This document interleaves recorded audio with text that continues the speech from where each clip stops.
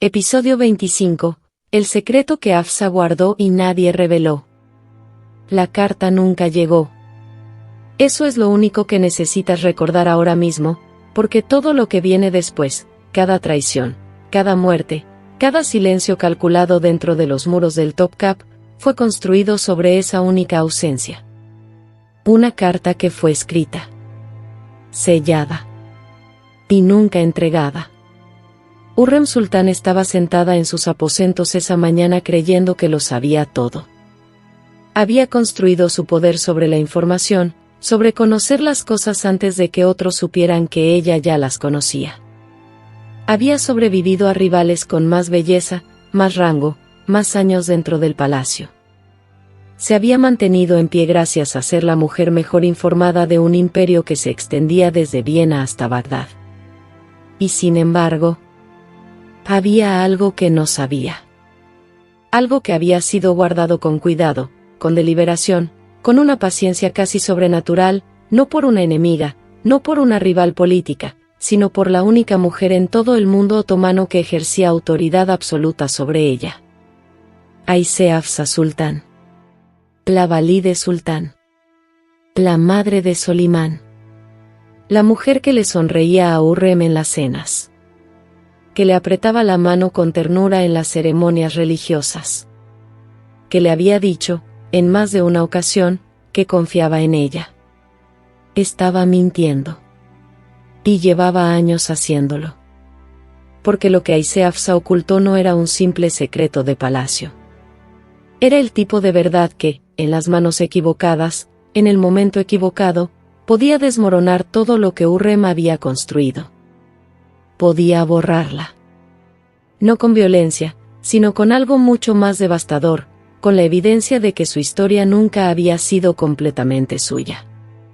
Al final de este relato, comprenderás algo que la mayoría de los libros de historia entierran debajo del ceremonial y la política, que el poder más peligroso dentro del Imperio Otomano no era el sultán, ni su gran visir, ni sus genízaros. Era una madre que había decidido, en silencio y sin anuncio alguno, que ciertas verdades eran demasiado peligrosas para que ciertas mujeres sobrevivieran a ellas. Quédate. Porque lo que Ayse Hafsa escondió lo cambia todo. El harén imperial otomano no era ningún paraíso.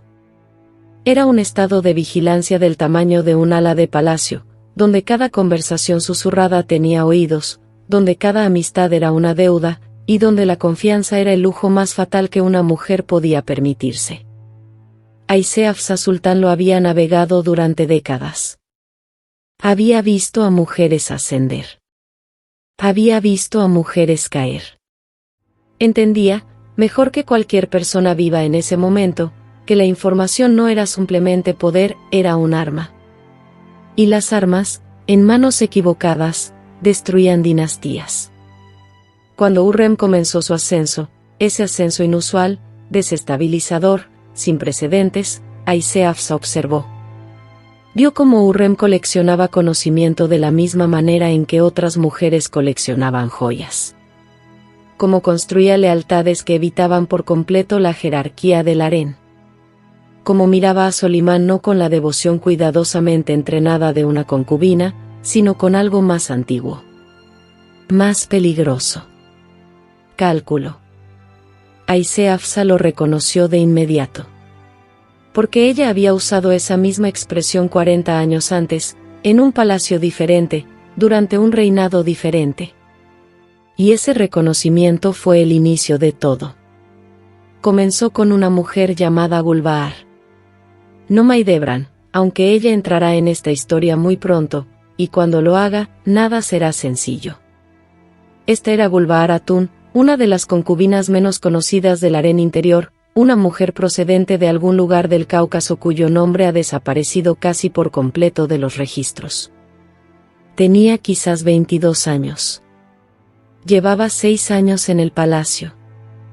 Y en algún momento de ese tiempo, había cometido el tipo específico de error que las mujeres del harén no debían cometer jamás. Había dicho la verdad. No de forma deliberada. No como un arma. Había hablado con honestidad con otra mujer sobre algo que había presenciado, una conversación privada, un arreglo político, una pieza de información que circulaba entre los muros del harén y el diván imperial de maneras que no debían ser visibles para nadie que no tuviera la confianza explícita del sultán. En 2 semanas, Gulbahar Atun había sido retirada de las cámaras interiores. En 1 mes, había sido reasignada a un palacio provincial tan remoto que los historiadores no se ponen de acuerdo en cuál era. Desapareció de los registros de la manera en que las mujeres en ese mundo a veces desaparecían, no con violencia, sino con borrado. Un nombre tachado de un libro de cuentas. Una habitación reasignada. Un silencio donde antes había una persona. Aisé Hafsa Sultán lo había ordenado. No porque Gulbahar fuera una amenaza. No porque hubiera sido desleal. Sino porque había demostrado, en una conversación descuidada, que todavía no entendía la primera ley de supervivencia en la corte otomana, que ciertas cosas, una vez dichas en voz alta, no podían desdecirse. Que la información se movía con su propio impulso. Que una vez que una verdad escapaba de la sala donde pertenecía, podía llegar a oídos que nunca debieron escucharla. Y desde allí, podía derribar estructuras enteras. Hürrem se enteró de la reasignación.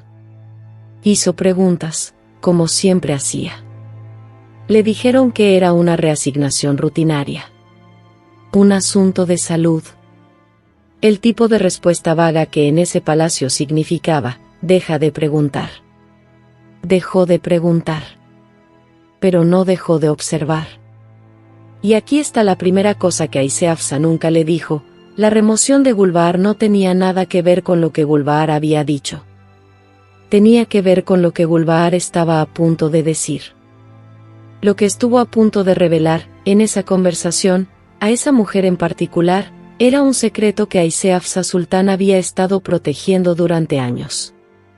Un secreto sobre Solimán. Sobre los primeros años de su reinado. Sobre una decisión que había sido tomada en los primeros meses después de que él ascendiera al trono, antes de que Hürrem llegara.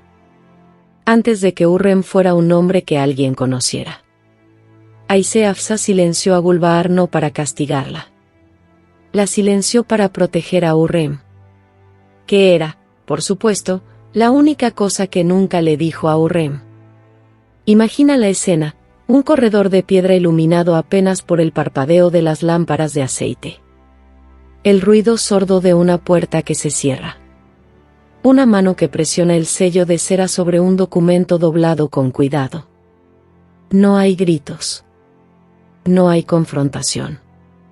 Solo silencio, y la certeza de que algo acaba de cambiar, aunque nadie en ese palacio todavía lo sepa. Pero, ¿por qué protegería una valide sultana a una mujer en quien todavía no había decidido confiar? La respuesta a esa pregunta estaba enterrada dentro de una decisión que Solimán había tomado en 1521. Y tenía el potencial de acabar con la vida de Hürrem antes de que su historia hubiera comenzado en serio. El año 1521 fue el año en que Solimán tomó Belgrado. Fue el año en que cruzó su primer gran umbral como conquistador, el año en que su imperio dejó de ser una herencia y comenzó a ser algo que él estaba construyendo activamente. Fue también el año en que una orden privada fue emitida dentro del Topkapı que nunca llegó a las crónicas oficiales. La orden concernía a la jerarquía de las concubinas, específicamente, la cuestión de qué ocurriría si más de una mujer le diera a Solimán un hijo vivo. El sistema de sucesión otomano tenía una lógica interna brutal. Múltiples príncipes significaba múltiples aspirantes, y múltiples aspirantes significaba, eventualmente, fratricidio. No era un defecto del sistema. Era una característica. La suposición era que el hijo más fuerte sobreviviría, y el imperio pasaría a la fortaleza antes que al orden de nacimiento. Pero Aisé Hafsa Sultán había presenciado la sucesión de su propio esposo. Había visto lo que les ocurría a las mujeres cuyos hijos perdían.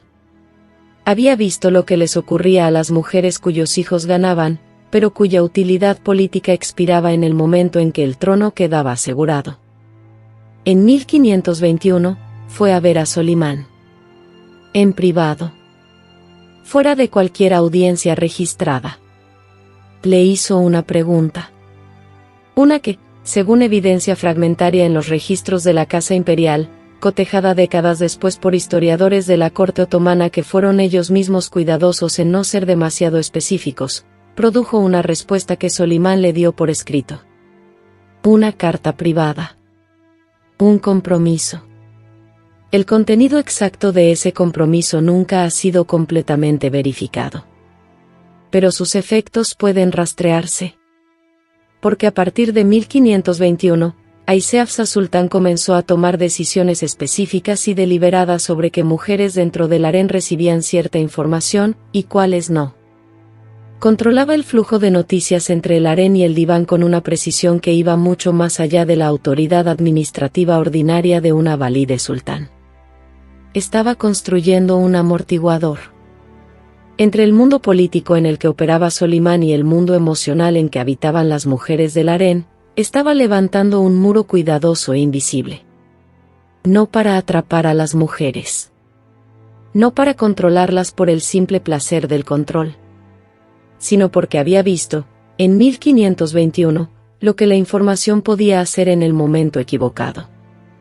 Como una mujer que descubriera algo incorrecto en el instante incorrecto, que se enterara, por ejemplo, de que su posición era más frágil de lo que creía, o que una rival tenía más apoyo político del que era visible, podría tomar una decisión nacida del pánico en lugar de la estrategia.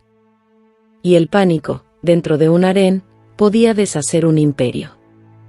Así que controlaba lo que sabían.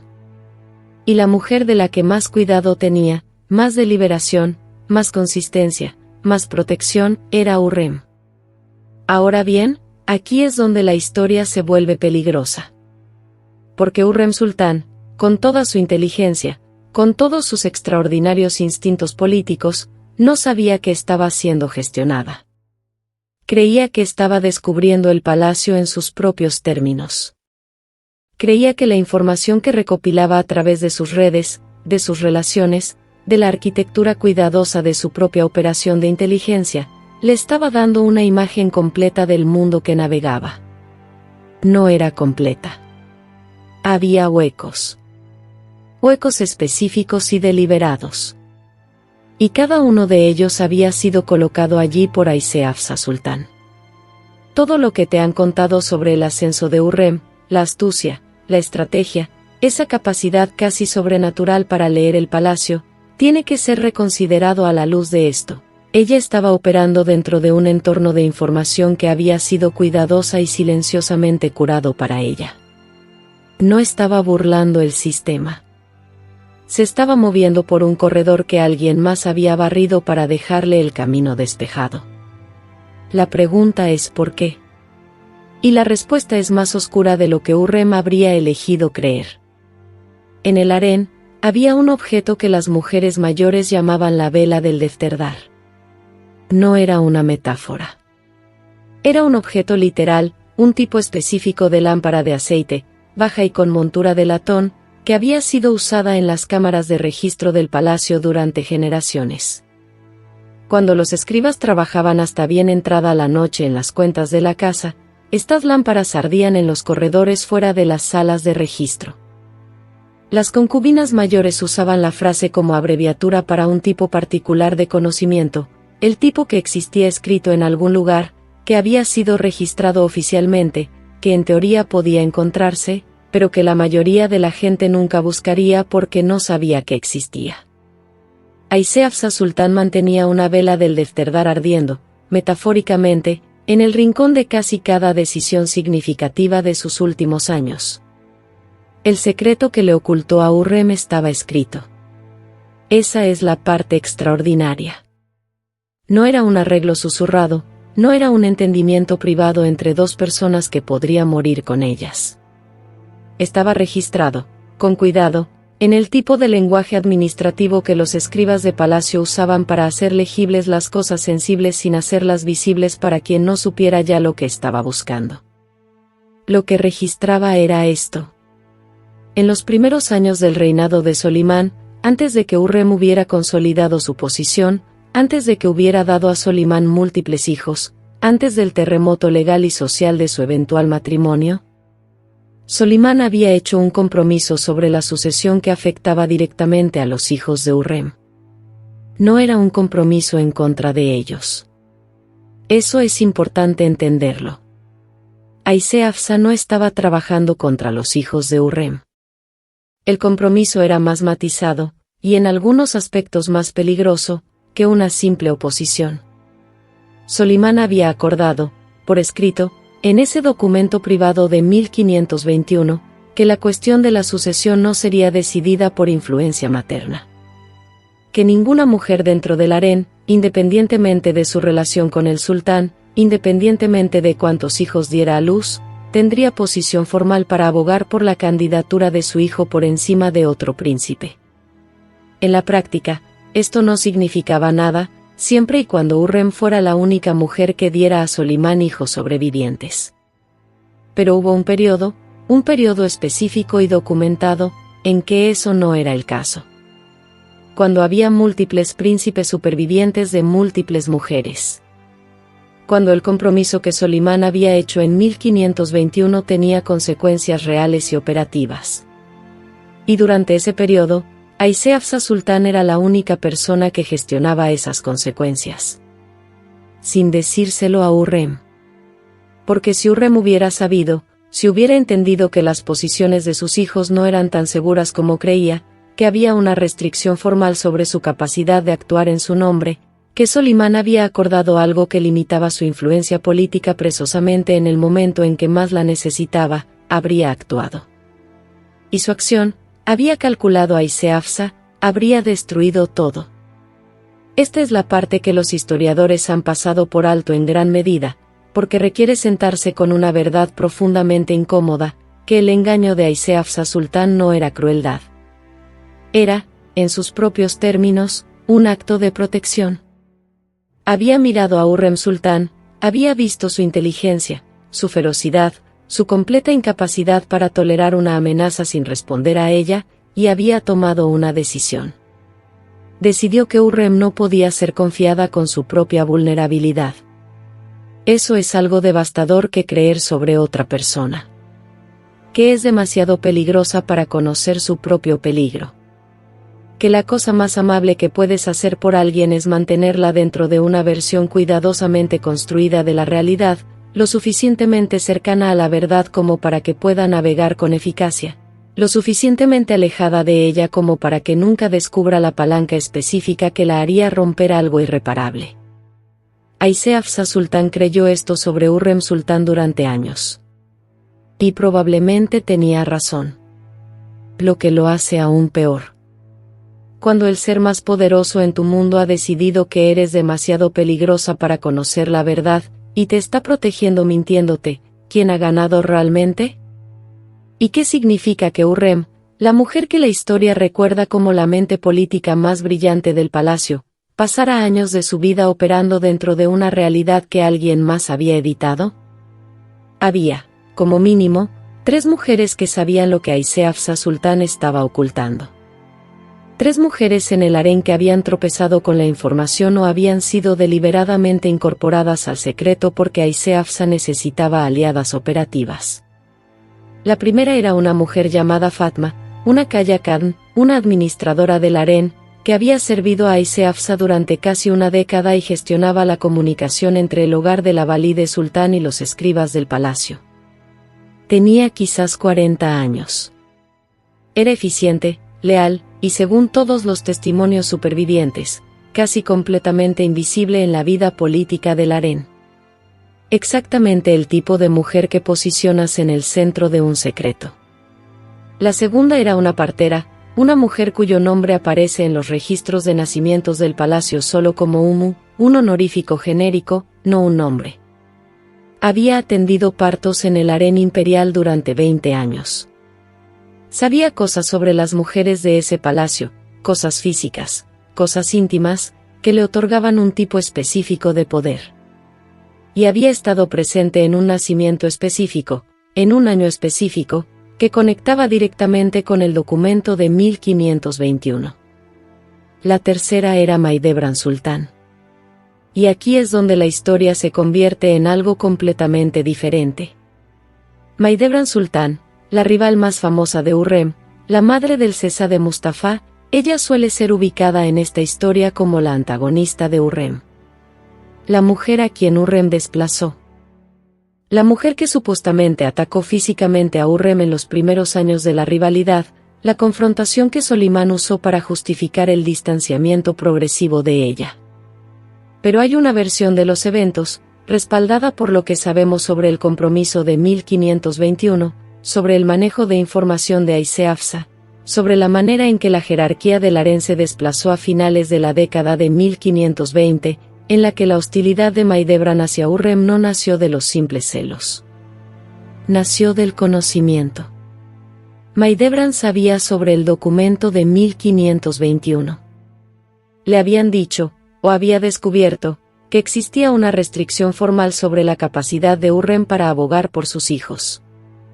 Y había operado bajo el supuesto de que esa restricción protegía a Mustafa.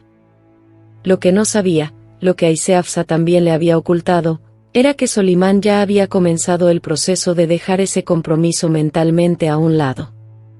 Que la restricción que había acordado en 1521 había sido, en su propio cálculo interno y silencioso, superada por lo que Hurrem había llegado a ser para él. Así que ambas mujeres operaban con información incompleta. Ambas creían que comprendían el paisaje político. Ambas habían sido cuidadosa y deliberadamente gestionadas por la misma mano. Y ninguna de las dos lo sabía. Dos lámparas ardiendo en habitaciones distintas, cada llama ignorante de la otra. Un reflejo en un espejo que muestra una habitación diferente a la que estás habitando. Esta es la vela del Defterdar, ardiendo en el rincón. El registro oficial que todos pasaban de largo sin leer. La luz que siempre estuvo allí, iluminando algo que nadie miraba. Y entonces, en algún momento de 1534, algo se movió. Una de las tres mujeres que guardaban este secreto tomó una decisión. No sabemos si fue desesperación o cálculo. No sabemos si estaba protegiendo a alguien o intentando destruir a alguien. Lo que sabemos es que la información comenzó a moverse, y una vez que empezó a moverse, a Aisé Hafsa Sultán le quedaban 30 días de vida. Aisé Hafsa Sultán murió en marzo de 1534. El registro oficial describe un deterioro de salud, una enfermedad que había ido progresando durante varios meses, un retiro gradual de la gestión activa del harén, una muerte tranquila en sus propios aposentos. Las crónicas son respetuosas, breves, apropiadamente reverentes para el fallecimiento de la valide sultán. Son también, en su vaguedad cuidadosa, sospechosas. El momento, y los historiadores que han examinado los registros domésticos de este periodo lo han señalado, coincide precisamente con un periodo de actividad administrativa inusual en el palacio. Traslados de personal. Reasignaciones que no siguen el patrón ordinario de gestión del harén. Una consolidación repentina e inexplicable de ciertas responsabilidades de mantenimiento de registros bajo un pequeño número de escribas de confianza. Alguien estaba ordenando algo. Y la pregunta es si Aisé Hafsa Sultán estaba haciendo ese orden ella misma, en sus últimas semanas, con pleno conocimiento de que estaba muriendo, asegurándose de que la información que había protegido durante más de una década quedara contenida, o si alguien más lo estaba haciendo por ella. O en lugar de ella. Hay una tercera posibilidad que es más oscura que ambas, que el orden no era protector sino destructivo. Que la consolidación de registros en esas semanas finales no era Aisé Hafsa asegurando su secreto sino alguien más asegurando la evidencia de su engaño. Fatma, la Kaya Khan, desaparece de los registros del palacio a principios de 1534. No reasignada. No transferida. Simplemente ausente, un nombre que aparece de manera consistente en las cuentas domésticas a lo largo de una década, y que luego simplemente ya no está. La última aparición registrada de Úmula partera en los registros de nacimientos es febrero de 1534. Un mes antes de la muerte de la valide sultán. Hurrem Sultán, para marzo de 1534, llevaba aproximadamente 2 años siendo la esposa legal de Solimán. Era la mujer más poderosa del imperio. Tenía hijos. Tenía al sultán. Tenía una red política que se extendía más allá de los muros del harén hasta el propio diván. También tenía, a principios de 1534, comenzado a hacer preguntas diferentes.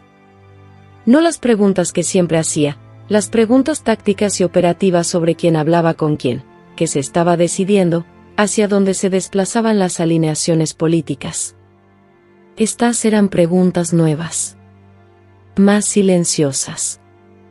Preguntas sobre los primeros años del reinado. Sobre decisiones que habían sido tomadas antes de que ella llegara. Sobre documentos. No podemos saber qué lo provocó. No podemos saber si alguien le habló, si encontró algo, si Mahidevran, que para ese momento había sido alejada de Constantinopla junto con el Cesade Mustafa al gobierno provincial en Manisa, había logrado enviarle algo. Un mensaje. Un fragmento. Lo que sabemos es que las preguntas comenzaron. Y en pocas semanas de empezar las preguntas, las mujeres que tenían las respuestas habían desaparecido, y Aysé Hafsa Sultán estaba muriendo. Después de la muerte de Aysé Hafsa, Hurrem Sultán se convirtió en la cabeza efectiva del harén imperial. No había una valide sultán formal para suceder a Aysé Hafsa, los hijos de Solimán todavía no estaban en el trono, así que no había ninguna madre de un nuevo sultán que asumiera el rol. El harén entró en un periodo de ambigüedad estructural, y dentro de esa ambigüedad, Hurrem se movió con la velocidad silenciosa de alguien que había estado esperando exactamente este momento. Comenzó, en los meses posteriores a la muerte de Aysé Hafsa, a reorganizar personal, espacios, estructuras administrativas, todo pasó por una revisión lenta y metódica. Se presentó como modernización. Como la transición natural de una era bajo la valide sultán hacia un nuevo arreglo. Pero incrustado en esa reorganización había algo más. Hurrem Sultán encargó una revisión de los registros domésticos del palacio que se remontaban al inicio del reinado de Solimán. Esto no era inusual, las nuevas administraciones auditan las cuentas antiguas. Lo que era inusual era la especificidad de lo que pedía. No cuentas generales. No resúmenes de presupuesto. Quería los registros de correspondencia. Los registros de qué documentos habían sido enviados entre las oficinas administrativas del harén y la Cámara de Escribas Imperial. Estaba buscando algo. No encontró el documento de 1521, si todavía existía para entonces, había sido trasladado o destruido en las semanas anteriores a la muerte de Aysé Hafsa. Pero encontró evidencia de su existencia. Huecos en los registros de correspondencia. Referencias en documentos posteriores a comunicaciones anteriores que ya no podían localizarse. La sombra burocrática de algo que había sido cuidadosamente eliminado. Entendió de inmediato lo que significaba. No el contenido específico, eso seguía oculto. Sino la forma de ello. La estructura del engaño. El hecho de que durante años, alguien había estado gestionando lo que ella sabía y lo que no sabía, había estado editando su realidad, había estado interponiéndose entre ella y información específica y decidiendo que no podía ser confiada con ella. Y supo, con la certeza de alguien que había construido toda su vida sobre la lectura de personas, exactamente quién lo había hecho. Hay un tipo particular de rabia que no tiene salida. Hurrem Sultán estaba sentada con información sobre una mujer que ya estaba muerta. No había confrontación posible. No había acusación que hacer. Ningún movimiento político que pudiera abordar la herida específica de descubrir que la mujer más poderosa de tu mundo había decidido, durante años, que eras demasiado peligrosa para conocer la verdad. ¿Qué haces con eso? Hurrem hizo lo que siempre hacía. Lo convirtió en algo útil. Pasó los siguientes años construyendo, con meticuloso cuidado, la red de inteligencia más completa que el harén había contenido jamás. No defensiva, siempre había sido defensiva. Esta era ofensiva. Sistemática. Quería ser la persona que lo supiera todo, sobre todos, antes de que nadie más lo supiera. Quería ser, en otras palabras, exactamente lo que Aysé Hafsa Sultán había sido, pero sin la versión editada, sin los huecos cuidadosamente curados.